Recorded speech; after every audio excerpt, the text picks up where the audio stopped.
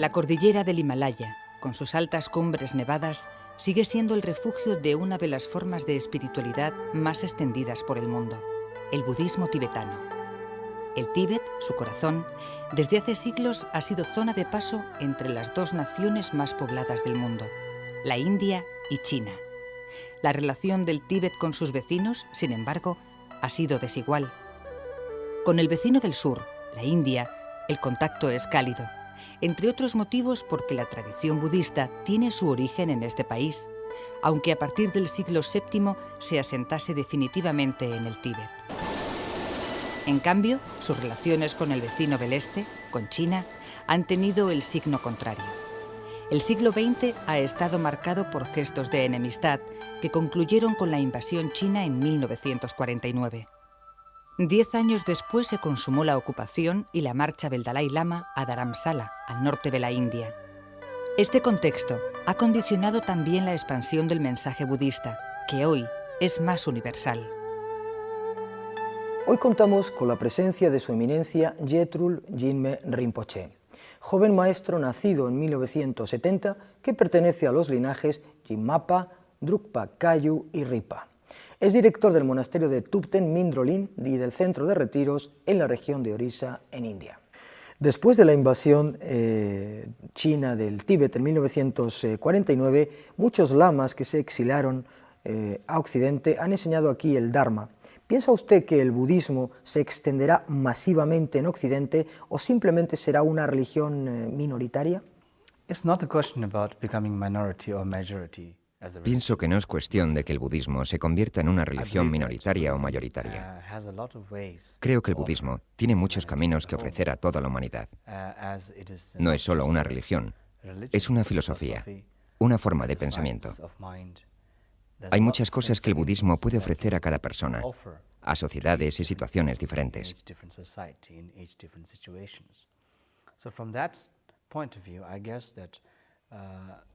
Desde ese punto de vista, creo que a medida que experimentamos más conflicto y malestar en casa y en la sociedad, más podemos tomar algo valioso del budismo.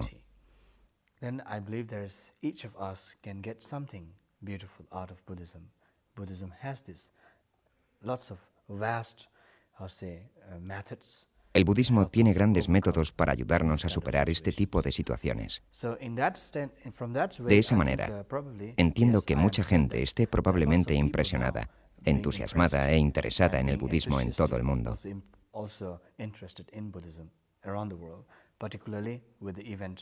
Particularmente después de los acontecimientos acaecidos en 1949 y 1959, cuando China invadió el Tíbet y forzó al exilio a muchos lamas, lo que propició que Occidente conociese más de cerca la vida espiritual tibetana. Sin embargo, como dicen algunos de mis colegas, nosotros no somos misioneros. Simplemente nos encontramos fuera de nuestro país.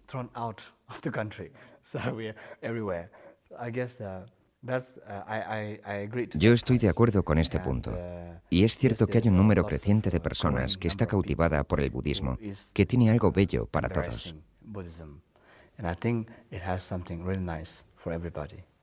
¿El pueblo tibetano en el exilio todavía confía en volver a Tíbet?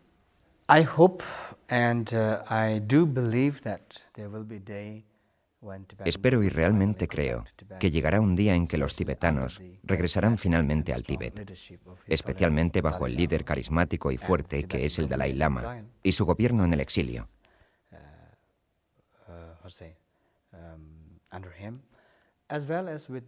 Y gracias también a la creciente conciencia en todo el mundo sobre derechos humanos, libertad, democracia, valorados especialmente en Occidente. Así que la gente oriental tenemos mucho apoyo de los occidentales que celebran y valoran la libertad y la democracia, como también de los gobiernos occidentales. Con la ayuda de cada individuo y de cada gobierno, nosotros hemos defendido el Tíbet, y así, un día los tibetanos en el exilio podremos regresar al Tíbet. La cuestión sería cuándo. Nunca se sabe. Esperemos que sea pronto. Hallar analogías, territorios comunes entre religiones es una buena forma de hacer comprender el mensaje budista y así protegerlo. El cristianismo, la religión más extendida en Occidente, según los estudiosos, tendría alguna conexión, por ejemplo, en el concepto de salvación, en el bodhisattva tibetano, el Buda potencial que posterga su propia salvación por la de los demás. ¿Cree usted que las enseñanzas budistas y el cristianismo tienen puntos de contacto?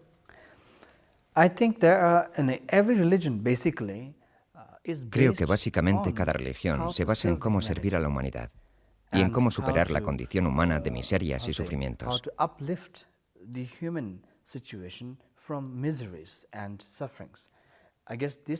Creo que este es el mensaje principal de cada religión.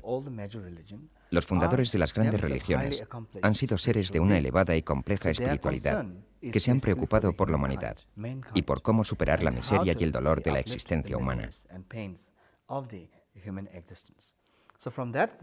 Desde ese punto, pienso que todas las religiones están conectadas.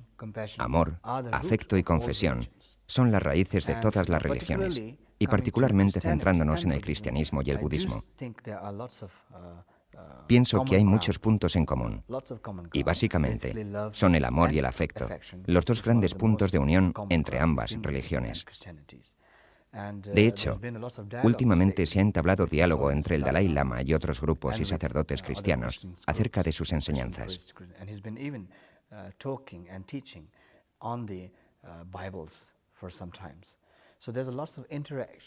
Así que hay muchas interacciones y contactos que están construyendo un mensaje muy bello entre religiones que conservan interés en la humanidad. Creo que probablemente el amor y la confesión son los principales puntos en común entre cristianismo y budismo.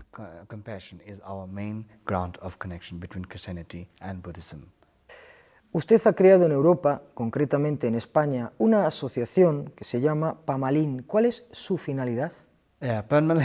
Pamalin basically means lotus. It's a garden of lotus. Pamalin básicamente significa lotus, un jardín de lotus. El lotus, como todos nosotros sabemos, es un símbolo muy importante. Simboliza pureza, frescura, belleza, dignidad. Es el completo ideal del budismo, del camino espiritual. Conectado con eso, es un conjunto de enseñanzas y prácticas de muy diferentes estadios de desarrollo. Espero que una asociación como Jardín de Lotus o Pamalin se constituya en una plataforma en la que la gente pueda caminar unida y realizar su propio viaje interior.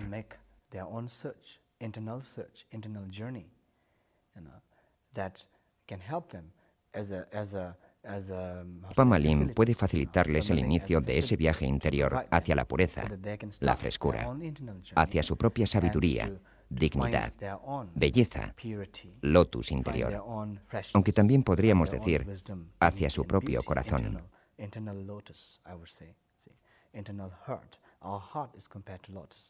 Un corazón es completamente lotus. Así que todo Pamalin es un camino que facilita esa apertura de nuestra mente y nuestro corazón a su propia pureza basado en el budismo, particularmente en el budismo del Vajrayana del cual yo procedo. Es también mi contribución, mi regalo particular a los españoles, a los seguidores budistas españoles. Es algo que se quedará en España para siempre y espero que sea un gran beneficio para mucha gente. Ese es el objetivo principal. Las enseñanzas emanadas del budismo tibetano están emparentadas con movimientos pacifistas y con aproximaciones a la realidad desde la reflexión y la meditación. El budismo es lo contrario del dogmatismo, y desde el propio Buda se alienta a sus discípulos a someter la doctrina a la propia experiencia crítica. Esta obligación extrapolada a la reflexión sobre la propia vida nos puede dar algunas valiosas respuestas. Cada día nos levantamos con una o varias noticias que nos hacen estremecer. Terrorismo, asesinatos, violencia sin fin. ¿Qué puede aportar el budismo a nuestras sociedades enfermas? Buddhism is not a solution. No es una solución. El budismo no promete solución alguna. El budismo plantea una aproximación, una forma de valorarnos, de mirarnos a nosotros mismos de una manera diferente, mejor. Creo que ha llegado el momento de tomar conciencia, de preguntarnos sobre la perspectiva global de nosotros mismos. Es cuestión de profundizar en nuestro interior con más sinceridad. Si realmente miramos desde perspectivas diferentes, tendremos distintas perspectivas de nuestra situación, de nuestra naturaleza interna, porque finalmente la violencia, las agresiones, son las raíces de muchos conflictos y problemas en el mundo. Este sentimiento no tiene por qué salir fuera, no es externo, está dentro. Todos, la humanidad entera, tiene este sentido de la violencia que solo necesitamos exteriorizar para así aumentar su dimensión.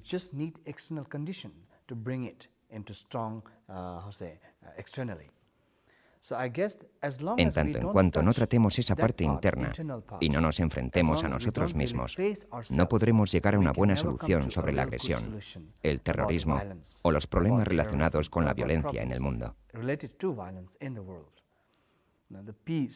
La paz y la bondad podrán hacerse realidad trabajando nuestro propio interior. Hay numerosas medicinas alternativas que van de la recitación de mantras y visualizaciones budistas a una práctica de sanación. ¿Tiene esto alguna razón de ser? Yes, I think it's again strange, Sí, pienso que está estrechamente relacionado con las preguntas sobre las que acabamos de hablar. De algún modo, el mundo ha evolucionado en inteligencia y es más civilizado en algunos sentidos, más sofisticado. Pero también es altamente sofisticado en confusión.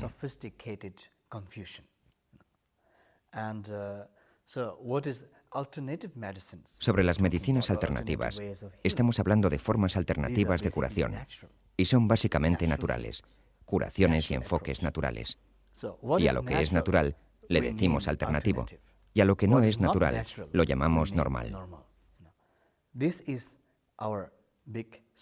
Esta es nuestra gran confusión. Lo que es natural no debería ser tratado como alternativo.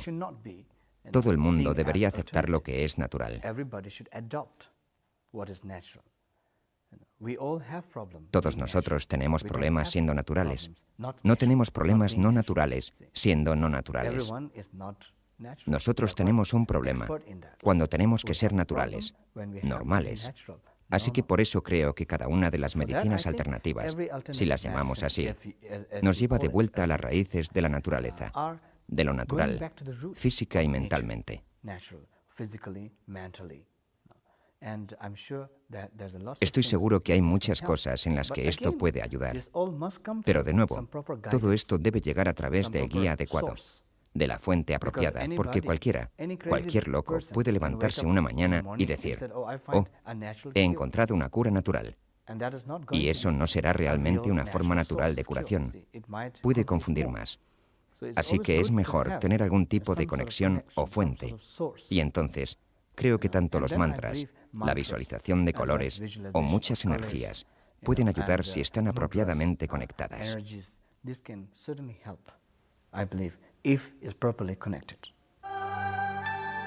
Uno de los ritos más característicos del budismo tibetano tiene que ver con la meditación, una práctica que tiene por objeto corregir la percepción incorrecta de la realidad y que evoluciona sobre dos grandes métodos, el desarrollo de la tranquilidad y el desarrollo de la visión profunda. El practicante de la religión budista puede acercarse a la meditación en diferentes intensidades. ¿Podría usted darnos un método sencillo de meditación budista que pueda practicar todo el mundo? Simple meditation. It's not very simple. No muy fácil. Daré algo sencillo. La meditación es muy sencilla, aunque habitualmente cuando hablamos de meditación, lo relacionamos con sentarnos y concentrarnos, con visualizaciones que no son tan sencillas ni fáciles para la gente, porque se necesita disciplina. Y en general, odiamos la disciplina. De todas formas, voy a dar aquí una técnica simple. Es una meditación sobre la felicidad, que no se necesita visualizar, ni requiere de la disciplina que odiamos, y que nos frustraría en vez de ayudarnos a encontrar la paz y la calma.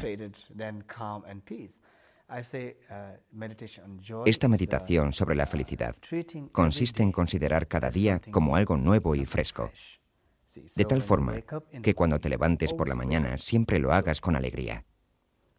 Nosotros podemos cambiar nuestro pensamiento cuando nos levantamos mal, y no tenemos por qué hacerlo frustrados y cansados. Tenemos que decir, es un nuevo día, y respirar, abrir la ventana y dejar que el aire fresco entre.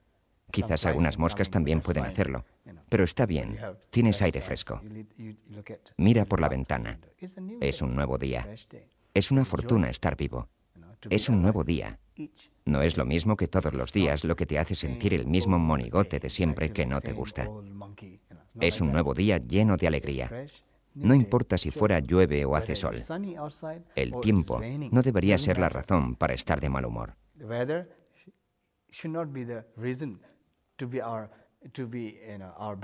Algunas veces yo pienso, pobre tiempo, no tiene nada que ver con nuestro mal humor, pero generalmente se lleva las culpas de todo.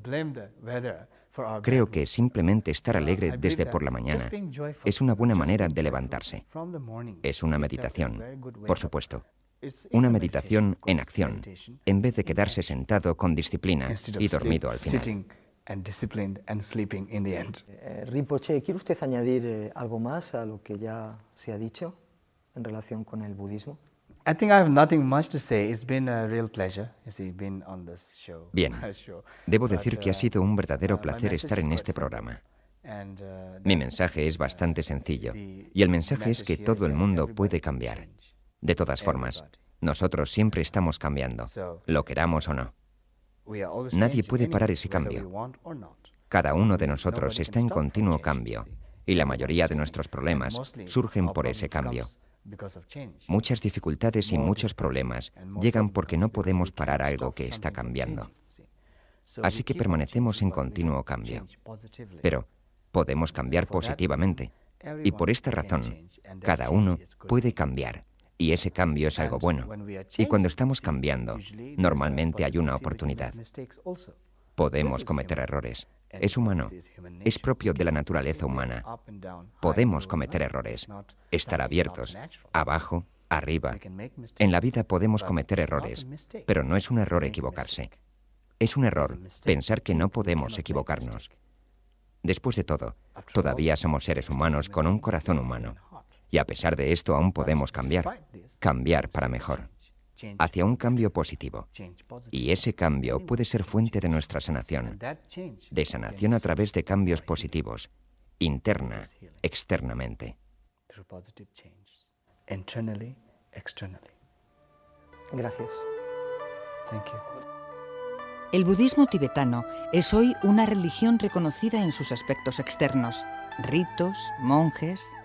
Sin embargo, para Occidente, la profundidad de sus creencias y enseñanzas aún permanece en el territorio difuso de lo místico e incluso de lo mágico. Las grandes ciudades monasterio tibetanas, como Lhasa o Potala, protegen tras sus puertas terrenales la esencia de la espiritualidad budista.